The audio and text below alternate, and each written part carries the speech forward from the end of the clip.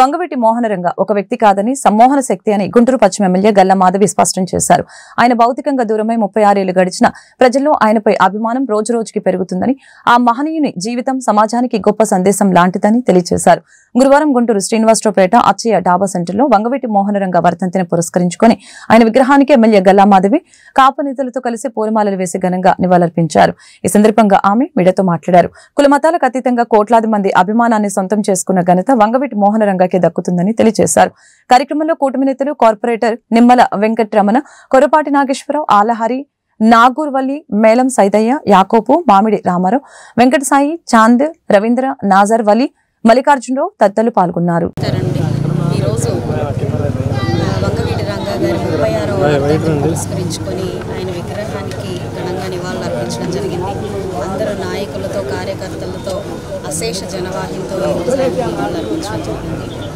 విజయవాడ తూర్పులోనే ఒక ప్రామాణికం చెందిన వ్యక్తిగా, మహాశక్తిగా వెలిసిన రంగా గారు పేదల పాలిట, బడుగు బలహీన వర్గాల పాలిట ఆశాజ్యోతిగా ఇళ్లే వాళ్ళకి అందించడం కోసం చేసిన పోరాటం కావచ్చు, వారి యొక్క హక్కులు సాధించడం కోసం చేసిన పోరాటం కావచ్చు, నిత్యం పేదల కోసమే ఆయన జీవితాంతం శ్రమించడం, ఆఖరికి ఆయన జీవనాన్ని కూడా అంకితం చేయడం, పేదల శ్రేయస్సు కోసం, వారి అభివృద్ధి కోసం అంకితం చేయడం కూడా ఈరోజు స్మరించుకుంటూ ఆయన వర్ధంతిని పురస్కరించుకొని ఈ 22వ డివిజన్లో ఆయన విగ్రహానికి పూలమాలలతో ఘనంగా నివాళులు అర్పించడం జరిగింది.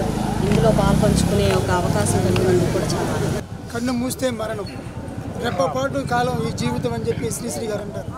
కొన్ని కోట్ల మంది పుడతారు, గెడతారు, కానీ కొంతమంది మాత్రమే చరిత్రలో నిలిచిపోతారు. వంగవీటి మోహనరంగ అనే వ్యక్తి పేదల కోసమే పుట్టాడు, పేదల కోసమే చనిపోయారు, చరిత్రలో నిలిచిపోయారు.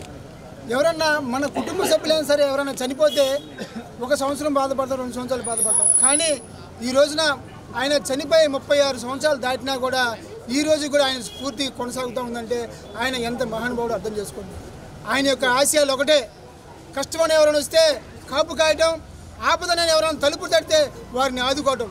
వారి యొక్క ఆశయాల్ని మేము కొనసాగిస్తామని, వారి యొక్క ఆశయాల్ని భావితరాలకు అందిస్తామని తెలియజేస్తూ మరొకసారి వంగవీటి మోహనరంగ గారికి వర్ధంతి నివాళులు అర్పిస్తాము. బలహీన వర్గాల నాయకుడు, ఆశాజ్యోతి వంగవీటి మోహనరంగారావు గారిది 36వ వర్ధంతి ఈ రోజున మా ఏరియాలో మా ఎమ్మెల్యే గారు గల్లా మాధవి గారి ఆధ్వర్యంలో ఈ రోజున ఈ కార్యక్రమం జరుపుకోవడం జరిగింది.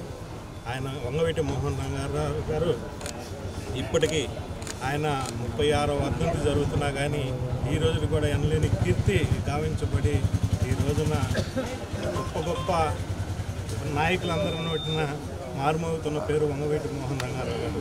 ఈ రోజున వంగవీటి మోహనరంగ పేరు అంటేనే ఒక ఉప్పెనలాగా ఎగిసిపడుతున్నటువంటి పేరు ఏదన్నా ఉంది అని అంటే అది వంగవీటి మోహనరంగకే